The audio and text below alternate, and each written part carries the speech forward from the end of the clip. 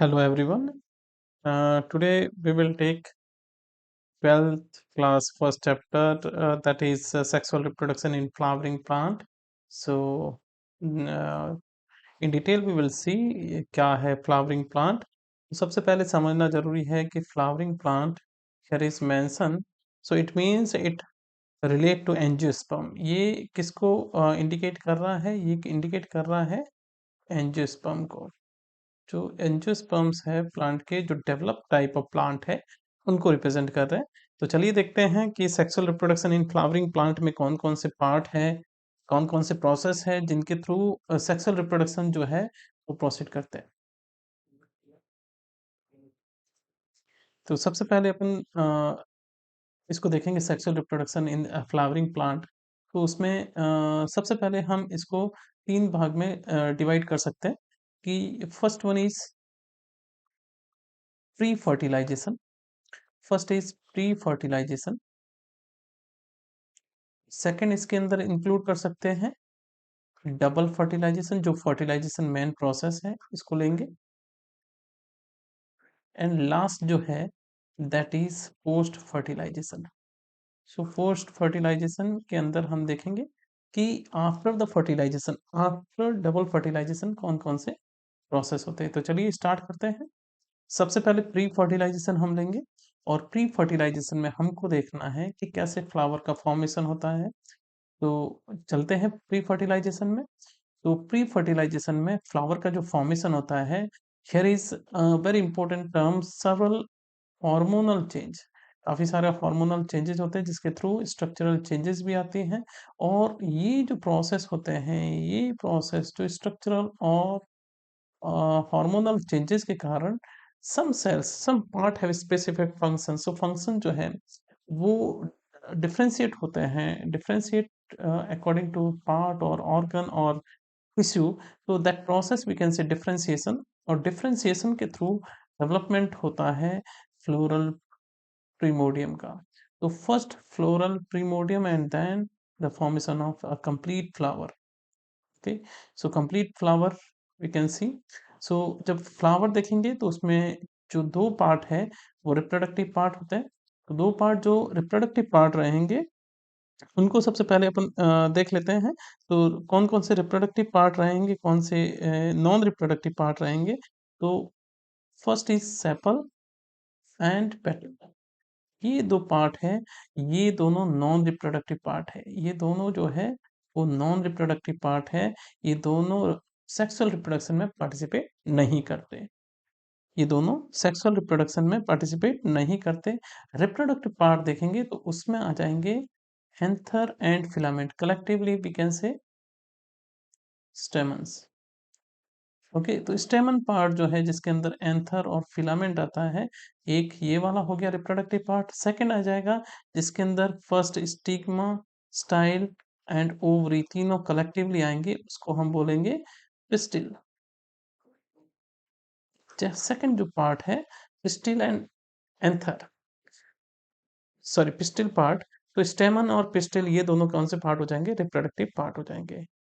तो एक बार वापस इन सबको देख लेते हैं कि कौन सा पार्ट जो है वो रिप्रोडक्टिव पार्ट है, कौन सा नॉन रिप्रोडक्टिव पार्ट है। तो नॉन रिप्रोडक्टिव पार्ट के अंदर, नॉन रिप्रोडक्टिव पार्ट के अंदर कौन कौन सा आएगा? नॉन रिप्रोडक्टिव पार्ट में आ जाएगा आपके पेटल आ जाएगा एंड सेपल पार्ट आ जाएगा। और रिप्रोडक्टिव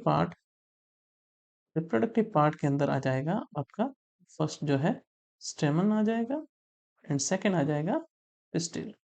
तो पिस्टिल और स्टेमन को आप देखोगे तो पिस्टिल जो है इन तीनों से मिलके बना होता है। इसका जो अपर पार्ट जो होता है, ये जो मेन टॉप का जो पार्ट है, that part we can say stigma. और ये लॉन्ग ट्यूब लाइक स्ट्रक्चर है, दैट इज स्टाइल। और ये बेसल बल्ज जैसा स्ट्रक्चर है, इसको अपन ओवरी बोलेंगे। तो तीनों मिलके जो है पिस्टिल का फॉर्मेशन करते हैं। अगर बात करें फिलामेंट की, तो ये पूरा फिलामेंट है। ये जो लॉन्ग स्लेंडर जो फिलामेंट है, जो स्टॉक टाइप स्ट्रक्चर है, that part we can say filament. And tip part है very special structure that we can say anther. Okay, अब वन बाय वन अपन इसको इन डिटेल देखते हैं। यहाँ एक सिंगल फिलामेंट को दिखाया गया है। तो सबसे पहले अगेन आई विल इसको थोड़ा मैं रिमूव कर लेता हूँ। Okay, so now when you will see filament part, तो फिलामेंट का जो प्रॉक्सिमल एंड है, इसको बोलेंगे प्रॉक्सिमल एंड। प्रॉक्सिमल एंड जो है वो या तो किससे अटैच होगा, थैलेमस से, या जो है वो किससे अटैच होगा, पेटल से अटैच होगा। तो या तो ये किससे अटैच होगा, थैलेमस से होगा प्रॉक्सिमल एंड, या कंडीशन क्या है हो सकती है कि ये किससे अटैच हो, पेटल से हो। तो प्रॉक्सिमल एंड जो है फिलामेंट का, वो किससे एंड हो सकता है, थैलेमस और पेटल से। इसकी जो साइज है, उसकी लेंथ जो है वो वेरी करता है स्पीसीज टू स्पीसीज। जब आप इसके डॉर्सल एंड को देखोगे, तो वो जो है वो किससे अटैच है, एंथर पार्ट से। Now very important part, anther. जब एंथर का आप स्ट्रक्चर देखोगे, तो वो कैसा होता है, बाइलोब्ड होता है। ये आप टू लोब देख सकते हैं, तो इसको अपन बोलेंगे बाइलोब्ड स्ट्रक्चर। एंथर जो होता है वो बाइलोब्ड होता है।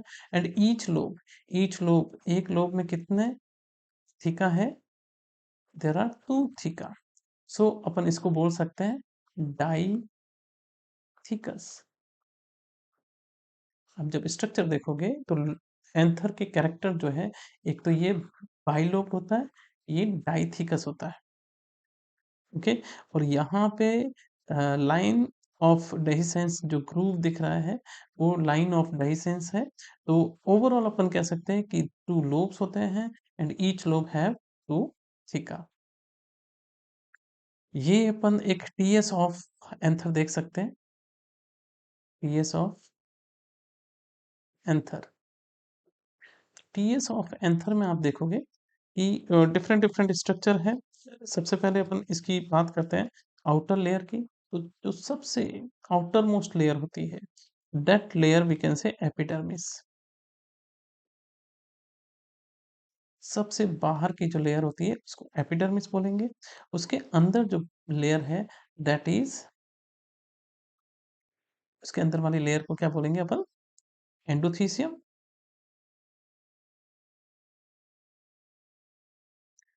सेकंड जो है वो हो जाएगी एंडोथीसियम।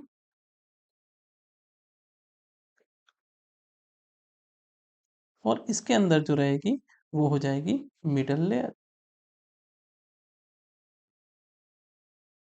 Middle layer.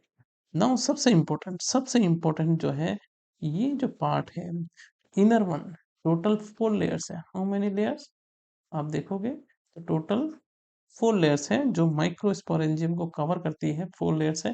तो इनर वन है, that layer we can say tapetum, that layer you can say tapetum। okay, that layer we can say tapetum। जो इनर मोस्ट लेयर है, that we can say tapetum. अब tapetum की cell कैसी होती है, dense cytoplasm होता है। इसके अंदर जो न्यूक्लियस जो होते हैं, मोर देन वन होते हैं। कुछ ऐसे एग्जाम्पल है। जब आप बात करोगे तीनों लेयर की, आउटर जो मोस्ट तीनों लेयर है, उनके कैरेक्टर और टैपिटम के कैरेक्टर डिफरेंट है। ये तीनों जो लेयर है, इनके टू मेन फंक्शन है। First is protection, first is protection,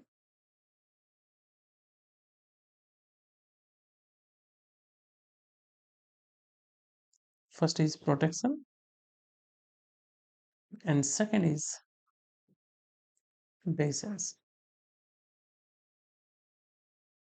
first जो है वो प्रोटेक्ट करती है, दूसरा जो पोलन ग्रेन को रिलीज करने में हेल्प करती है। Now when you will see tapetum, तो टैपिटम का मेन जो फंक्शन जो है वो नरिशमेंट प्रोवाइड करना।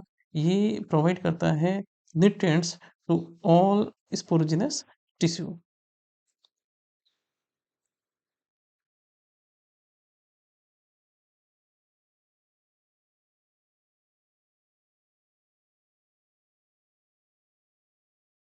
ओके, तो ये कंप्लीट अपन देखते हैं कि टीएस जो है एंथर का, वो बाइलोब्ड होता है, और each lobe have 2 theca and each theca है 1 माइक्रोस्पोरेंजियम। माइक्रोस्पोरेंजियम जो है कवर है 4 लेयर से, outermost epidermis, then endothelium, then middle layer, and inner one is tapetum. Tapetum has dense cytoplasm and that have multiple nuclei also. And when you will see the function of tapetum, it nourishes the sporogenous tissue, and the remaining 3 layers, outermost layers, these have two main function to provide protection and adhesion. So overall we can say these all layers are very important for anther. Now inside, when you will see inside, so in microsporangium, here is very important, that is microsporangium. Now very important, that is next is microsporogenesis. So when you will see here is this one you can see here is multiple cells are there, you can see. Okay, many cells are there. Okay, so these cells inside the microsporo microsporangium, and these cells we can say sporogenous tissue, type of tissue, sporogenous tissue. Okay, and in sporogenous tissue, okay, in sporogenous tissue, each cell act as a pollen mother cell. Each cell can act as a pollen mother cell. So that part we will see in next slide, so you can understand. uh, so initially when you will see the center part of microsporangium microsporangium, so in microsporangium एक बहुत important tissue है, that is sporogenous tissue. In microsporogenous sporangium have sporogenous tissue, and each cell have two end condition. Okay, now sporogenous tissue have all cells have a capacity to form pollen grain. So we can write all cells are pollen mother cells. Okay, now pollen mother cells have very special process, that is meiosis. meiosis के through किसका formation हो जाएगा? Microspore टेट्राड्स का formation हो जाएगा. Okay, so microspore tetrad means you can see tetrad means 4 microspore and all are attached with each other. Okay, तो इसको अपन बोलेंगे microspore tetrad. So with the help of meiosis with the help of meiosis the formation of tetrad. अब इन सब sales का ये जो microspore tetrad है, इनका क्या होगा now with the help of first is maturation, इनका कुछ मैचुरेशन होगा, एंड सेकंड इज डिहाइड्रेशन. तो मैचुरेशन एंड डिहाइड्रेशन के थ्रू इसका फॉर्मेशन हो जाएगा, पॉलन ग्रेन्स का फॉर्मेशन हो जाएगा. इसका फॉर्मेशन हो जाएगा, पॉलन ग्रेन्स का फॉर्मेशन हो जाएगा. और पॉलन ग्रेन है क्या? पॉलन ग्रेन है, अपन इनको कह सकते हैं कि मेल गैमेटोफाइट है. तो मेल गैमेटोफाइट का फॉर्मेशन होना complete process we can say microsporogenesis. So microsporogenesis को आपको जब समझना है तो here we can write very important process, that is microsporogenesis. तो माइक्रोस्पोर का जो फॉर्मेशन होता है with the help of pollen mother cell, that process we can say microsporogenesis. एक बार वापस देख लेते हैं. सबसे पहले चलते हैं उसी स्लाइड पे. तो यहाँ पे आप जो देखोगे कि जो आउटर मोस्ट है that is epidermis, then endodermis, then middle layer and then tapetum. So these all layers have different different function. Initially three three जो आउटर मोस्ट लेयर है वो कॉमन फंक्शन प्रोसीड करती है, तीनों का फंक्शन सेम है, provide protection to microsporangium, and second is dehiscence of pollen grain, and second next one is tapetum have a different function that nourish the sporogenous tissue. Now sporogenous tissue, when you will see, so all have two n condition, all cells are diploid cells, but when you will see each cell of sporogenous tissue act as a pollen mother cell. Okay, so pollen mother cell will participate for the formation of microspore. So pollen mother cell have meiosis process and then formation of microspore tetrad. And microspore tetrad all have n condition. Okay, because after meiosis the formation of microspore tetrad. So tetrad, these tetrad attach with each other. So now how to separate these all tetrads? So with the help of maturation and second is dehydration, these all tetrad will separate, and then these microspore we can say pollen grain. Now we will see the structure of pollen grain. So pollen grain, when you will see, so initially that have a single cell, and then that convert into two-celled condition. Here is two-celled condition. So two-celled condition, there are two type of cell. One is vegetative cell, and second one is generative cell. Vegetative and generative cell. But when you will see the outer layer, so outermost layer, here is when you will see that, so outer layer we can say exine, and inner one is intine. So exine have very special substance, or we can say component, that is sporopollenin. Very important, very we can say structure, very special structure, sporopollenin, that is very important substance to preserve pollen grain, because sporopollenin highly resistant organic material, any type of no any enzyme can digest sporopollenin. तो कहने का meaning है कि ये protect करता है complete pollen grain को। Even alkali and acidic condition also uh, means in presence of these type of condition also sporopollenin can protect pollen grain. And when you will see intine layer, then that have pectin and cellulose, pectin and cellulose. Okay, so when you will see the complete pollen grain, so pollen grain have uh, two layer, outermost is exine and inner is intine. Exine have sporopollenin and inner one have pectin and cellulose. Now inside two cell, vegetative and generative cell will participate for the formation of male gametes.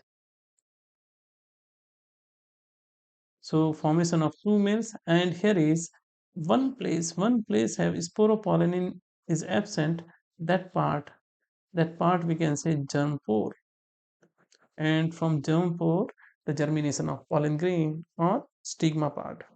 So that all about pollen grain. Now we will see the next step, that is economic importance of pollen grain. So when you will see the pollen grain, so these are rich in nutrients, so we can preserve these type of pollen grain in pollen bank, and we have to give very special treatment. For example, liquid nitrogen that have minus 196 degrees centigrade. So for breeding program we can use these type of banks, or this type of preserved pollen grain. Some plant of pollen grain highly allergic type, for example parthenium or carrot grass, and that pollen grain also create or leads to chronic respiratory disorder, for example asthma, bronchitis, etc. So these are all about pollen grain and male reproductive part.